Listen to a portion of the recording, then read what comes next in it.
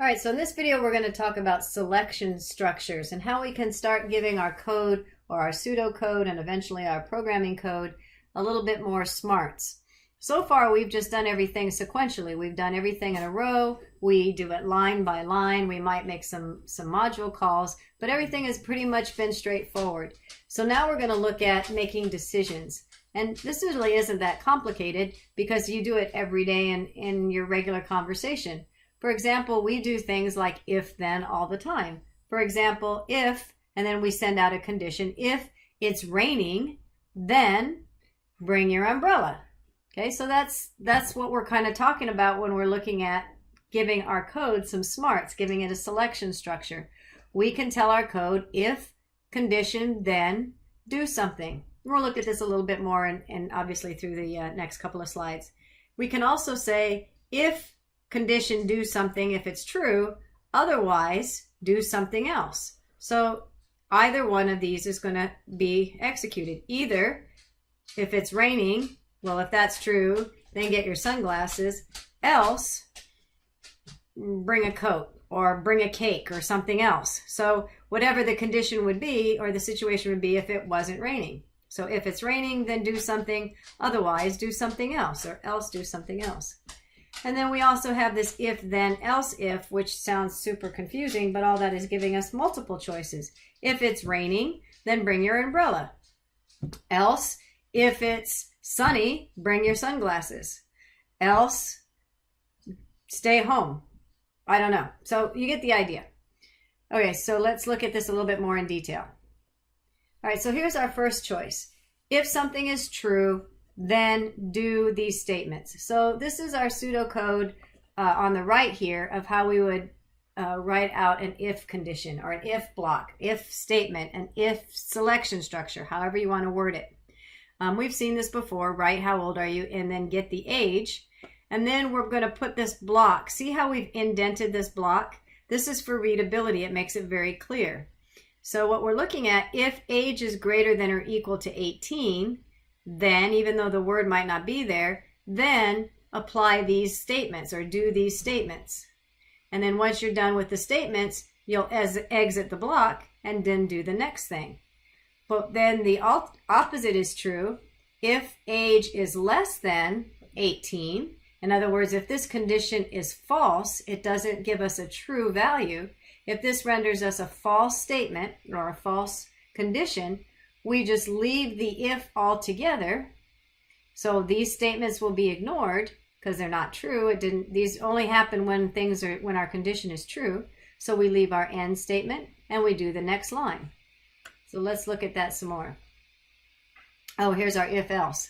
So here's the same idea. If age is greater than or equal to 18, that's true, then do these statements.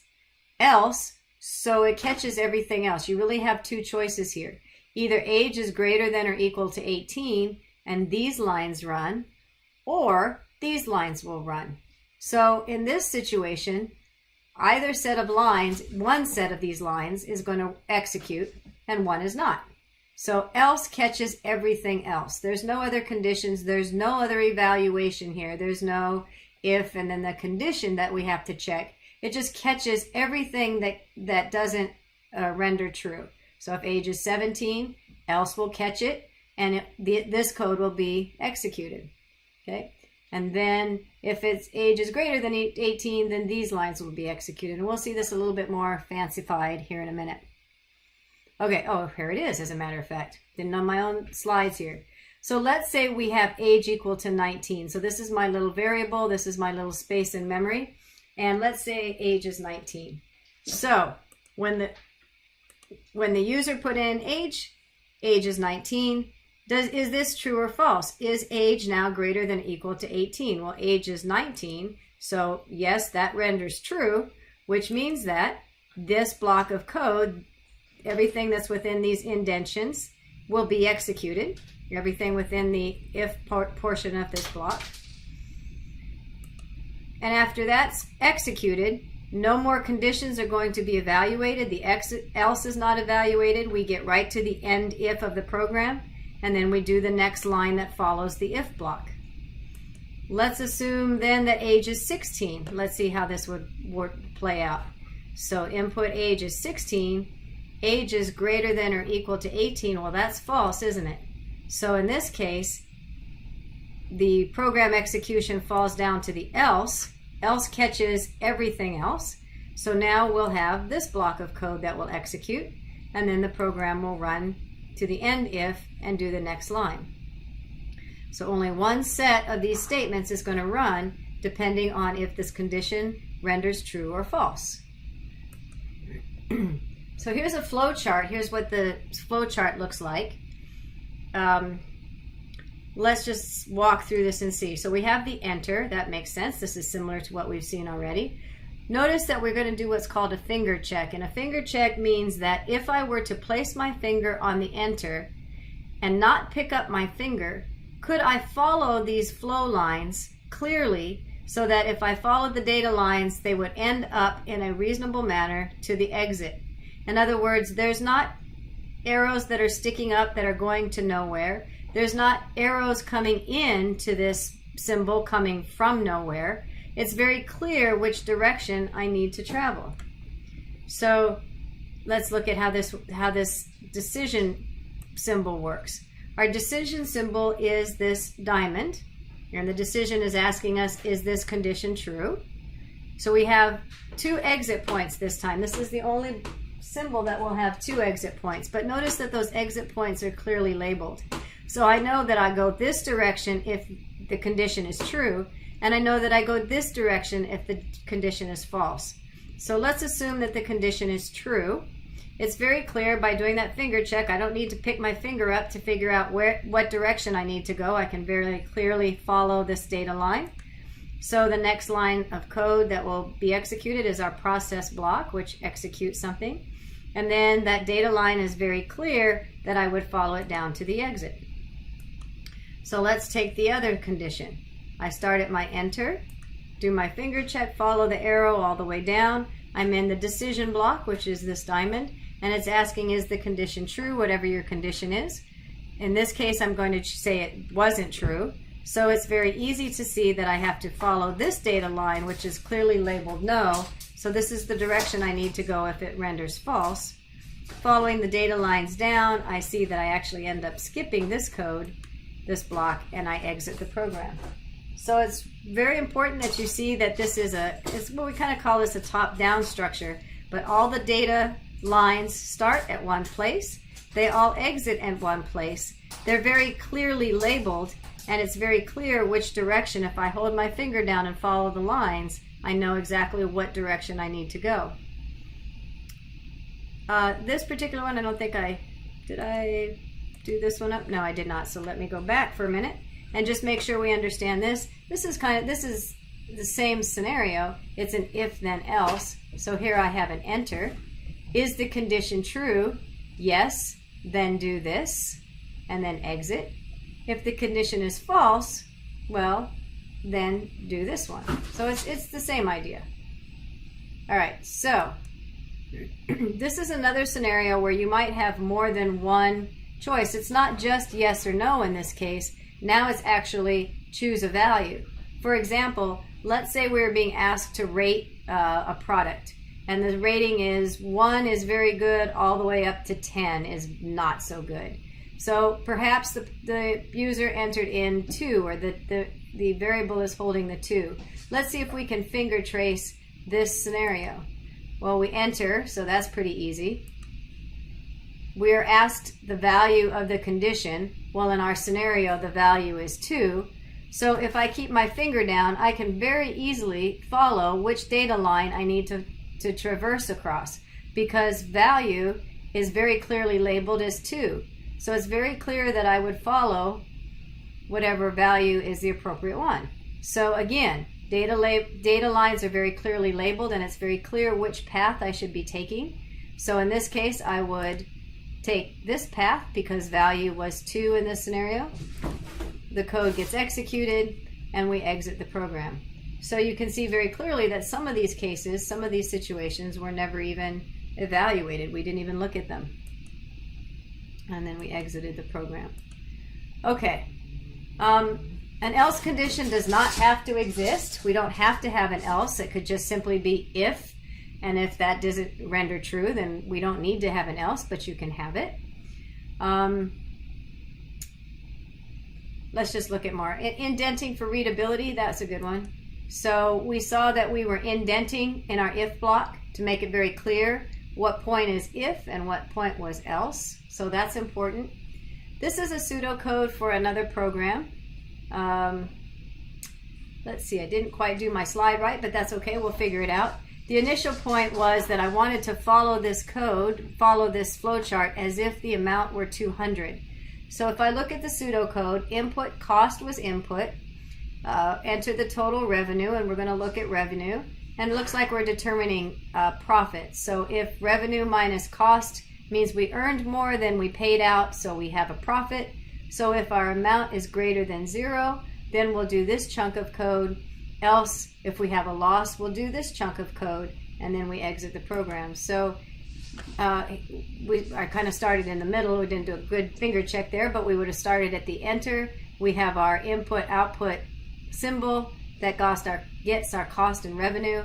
We did our processing, and then the question is the amount greater than 0? There's our condition. So if amount is greater than 0 and that condition renders true, yes, it does. If it was 200, ignore this 50 for now. That's not supposed to be there, but let's pretend that it's 200. So we have a true value. We follow the yes down, and these two blocks of code are executed, which is the same as our pseudocode here, where we have the indented statements within that, right after the if statement that rendered true. And then the next line that would follow would be exit the program. Remember, if we go into one condition, if we go into one block, the rest of this block gets completely ignored. So in this case, the program chooses which one is appropriate, whether it's true or false, and then the next chunk of code is run. So if, now pretend that negative 50 is in the amount, so we have a loss. The condition is evaluated, is amount greater than 0? Well, it's supposed to be negative 50. Well, no, negative 50 is definitely not a greater than 0. So this lines 7 and 8 will get ignored. We'll go down this right path instead and render these alternative process blocks. So, or these alternative statements. So once those statements are done, we end the if, and exit the program, so we get right out of that if block. So notice that 7 and 8 were never evaluated because the amount was never rendered to true. This condition never was true. Hopefully that makes sense. All right, we can also do what we call nesting. So nesting says, here's my if statement. We've seen that. So a if, do something, else evaluate this code. And notice that in this particular one, I have another else, if else to check for a condition. So again, this is just lingering from another situation. So I'm sorry about that. We don't need to look at bring your glasses or bring your. That's just there for, I guess in English they call those dangling participles. But anyway, don't look at those. So if something is true, then else. So here's our main if block. But within our else condition, we have another if else block to evaluate.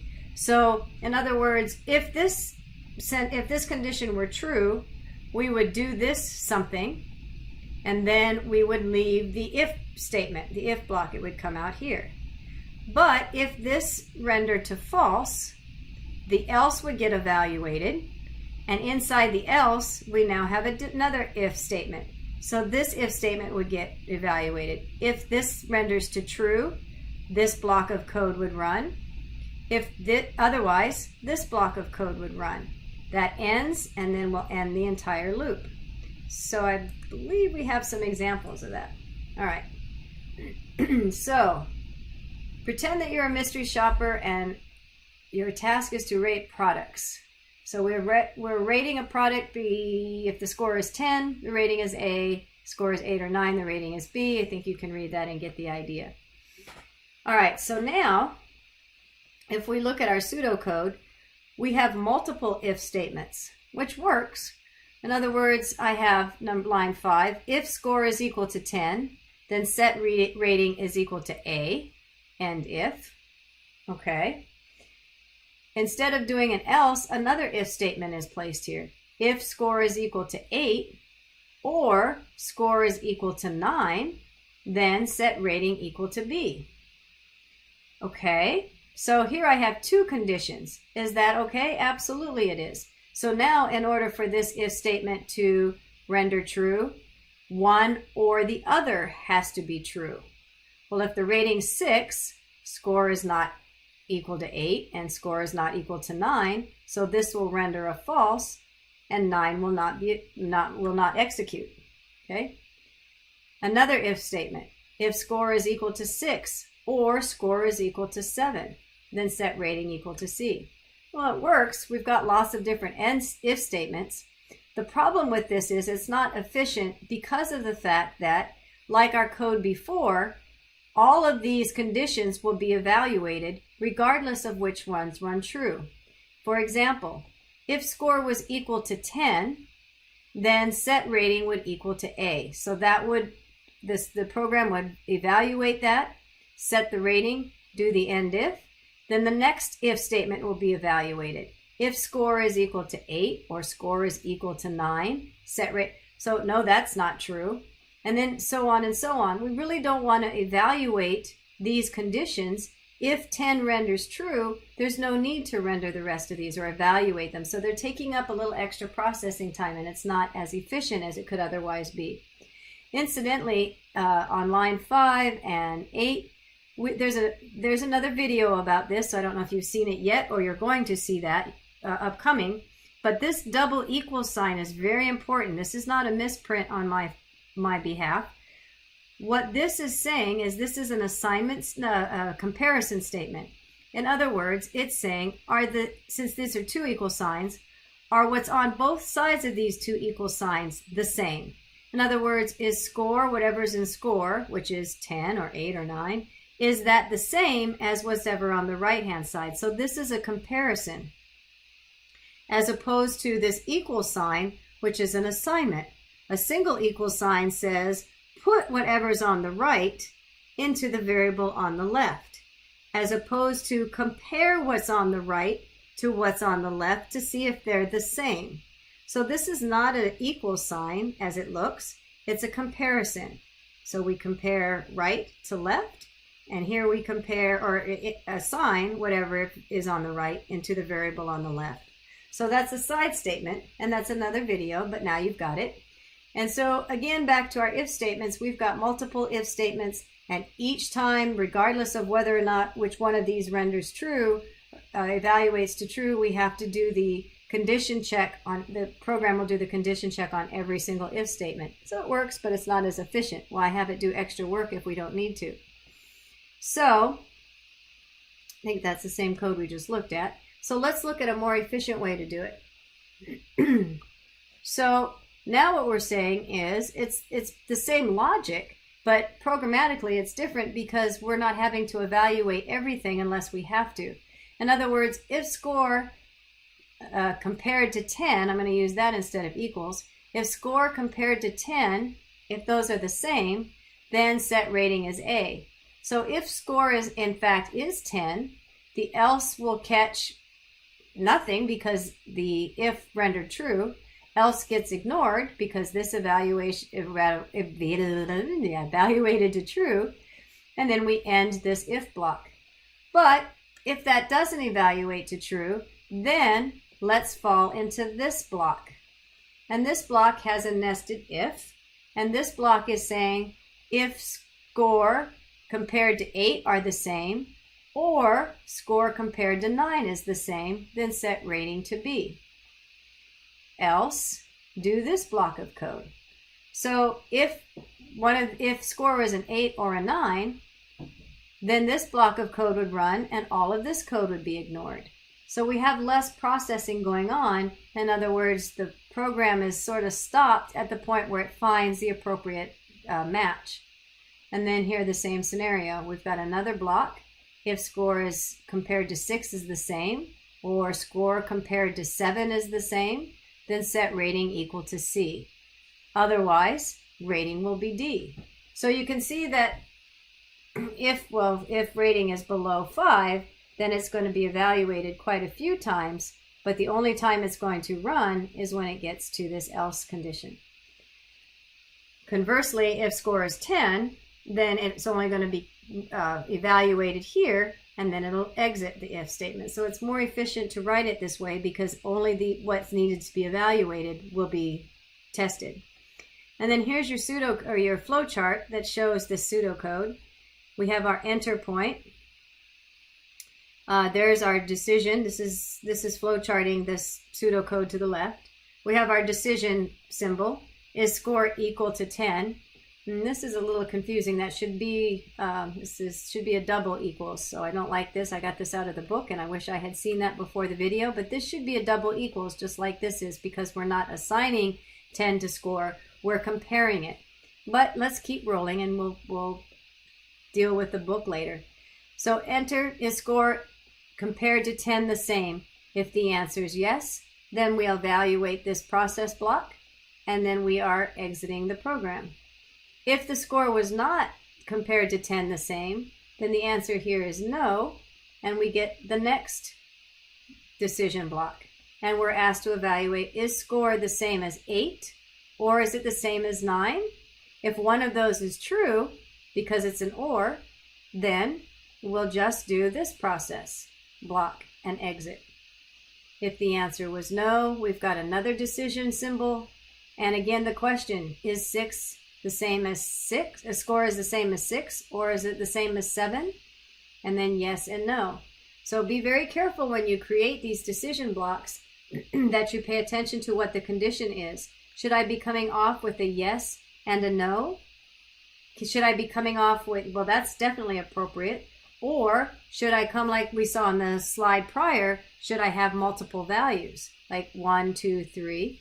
But I definitely don't want to just have a yes without a no, because that doesn't make sense. What would happen if the answer is no? I need to have an arrow so I know what my alternatives are. I was going to ask something else, say something else, but that, I guess I'll stop there. So we definitely have a yes or a no. We are definitely going to make sure we label our data lines. If I didn't have any data lines on here, any labels on here, I wouldn't know which line to go down. So it's important to label your data lines. And then notice that in the end, all of the data lines meet and exit at one point. So that's the flow charting for our if then else. So here's some ideas just to keep in your head. This is a little overwhelming, so let me see if I can pinpoint some things out for you. If you're going to be nesting ifs, in other words, you have ifs within ifs, you want to make sure that all of your end ifs match your if. So here I can clearly see that this is the big if, and I've got ifs nested within the big if. And if they're nested, they also have to end within that nest. In other words, I can't have this blue end if end outside of the green, because that doesn't make sense. They have to open and close within themselves, and this is nested within the big end if. If you indent them, then, see, there's a decision going on. If you indent them, then you can very clear, if I drew a line on the indentation, I can very clearly see that here's where my if starts, here's an else, and here's the end if. So I have all the appropriate pieces in this particular block. If I had this the second if statement, for example, brushed up against the green line, it would be very difficult to read and discern when what if stops and starts and where. So it's important that you indent your code that comes within each of your condition blocks. In this particular example, if age is greater than or equal to 18, then, for example, this block will never even be looked at by the code. In other words, if age is greater than or equal to 18, and that renders to true, set eligibility will run. This line of code will be executed. And then the program will leave the if statement completely and move on. So this if block will never be rendered, because this portion of the big if, the mama if, or the one that's embracing or enveloping or surrounding the little if statement gets evaluated. And since this top if part is true, the else is ignored and the end if is reached. If we take another example, thought I had another example. If age was equal to 16, let's say, age would, this part of this if statement would render false. Else would then take over, and this if block would be looked at. What did I say that it was 16? If age is greater than 16, or 15, which it is because it's 16, then set eligibility will equal to maybe. So this portion of this if statement would render true. This portion would be executed. And then the else is ignored because the top part of this if statement rendered true and was processed. And then the end if is reached. And then since this code is finished running, this portion of the else statement is now complete. And so we hit the end if. Oh, so here's my scenario. So here we've got age 13. Well, that's not true. So age is not greater than equal. So the else gets evaluated. If then the inner if gets evaluated, if age is greater than 15, no, that's not true. So this second else will get evaluated. Eligibility is set to no. And the final end if gets processed. So we end our if here and we get to a final end if here. So hopefully that's making sense. So that's our selection statements. It's just a start, but it's a very big part of what we do when we're trying to make our code smarter than just rendering line by line. Now we're choosing which lines our code is going to run. So hopefully that's a good introduction to selection structures.